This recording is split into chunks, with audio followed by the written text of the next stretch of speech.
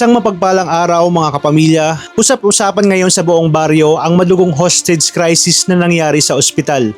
Marami ang naniniwalang hindi simpleng krimen ang pagkamatay ng magkapatid na Rosales. Para sa karamihan, malinaw na pinatahimik ang dalawa upang hindi magsalita tungkol sa mas malaking sindikatong nasa likod ng lahat. Dahil dito, lalong lumaki ang takot ng mamamayan. Sunod-sunod na krimen na kasi ang nagaganap habang patuloy ring kumakalat ang mga high-powered firearms sa bansa. Marami na ang nangangamba sa kaba na baka tuluyan ang mawalan ng kontrol ang mga otoridad laban sa lumalakas na sindikato. Pagdating ni Marcos sa kanilang bahay, agad niyang niyakap ng mahigpit ang kanyang inang si Teresa. Halatang mabigat ang kanyang kalooban habang paulit-ulit itong humihingi ng tawad. Nagtaka naman si Teresa kung bakit parang pasan ni Marcos ang lahat ng nangyayari. Doon bumuhos ang sama ng loob ni Marcos. Ayon sa kanya, pakiramdam niya ay bigo siyang pigilan ang mga sindikato habang hindi niya nabubuwag ang mga ito. Patuloy lang na may namamatay at nadadamay na inosente. Ngunit pinatatag siya ni Teresa. Ipinaalala niya ang ginawa ni Marcos ang lahat ng kanyang makakaya.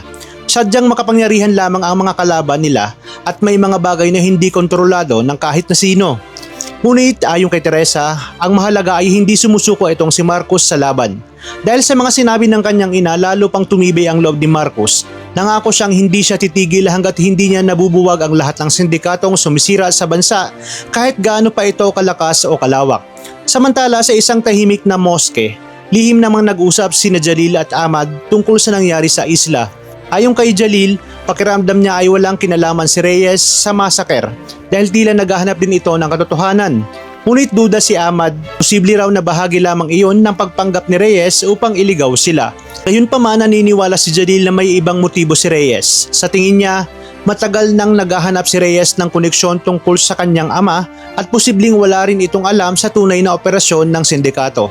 Habang umiinit ang usapan, napansin ni Jalil na tila mas malalim pang dahilan si Ahmad sa palihim nitong pag-iimbestiga. Bilang Chief of Staff ng Presidente, bakit kailangan pa nitong magpasuri ng mga sindikato nang hindi nalalaman ng iba? Noon inamin ni Ahmad na national security threat na ang paglaganap ng mga armas sa bansa. Ngunit para kay Jalil, tila may mas mabigat pang tinatago si Ahmad. Sa halip na sumagot, agad nitong tinapos ang usapan at sinabing i-report na lamang sa kanya ang anumang impormasyon na malalaman nila.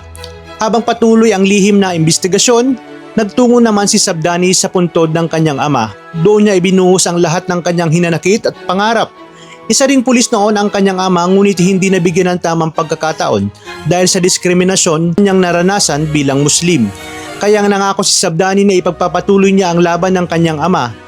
Kahit paulit-ulit siyang nalalampasan sa promosyon, hindi pa rin nawawala ang kanyang pag-asa at naniniwala siyang darating din ang araw na mapapatunayan niyang kaya ring nilang magsilbi at magbigay ng hustisya tulad ng iba.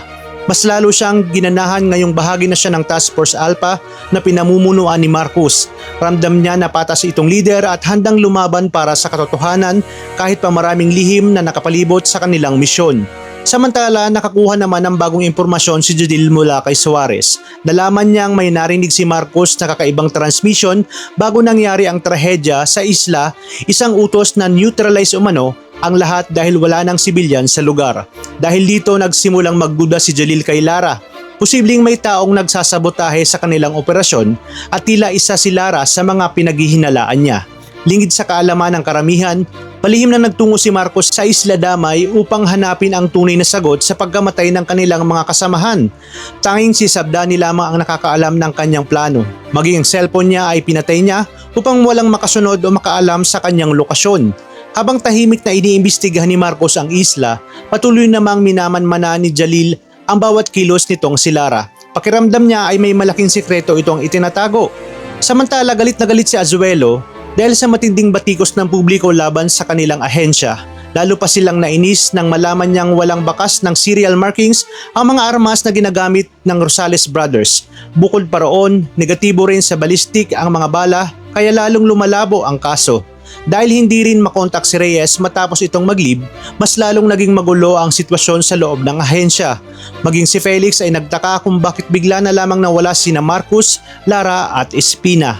Ngayon habang papalapit na si Marcos sa katotohanan sa Isla Damay, mas lalo na lamang lumalalim ang conspiracy sa loob mismo ng kanilang organisasyon.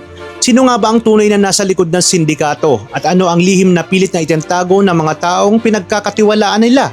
Yan ang dapat napakaabangan sa susunod na matinding tagpo sa Blood versus Duty.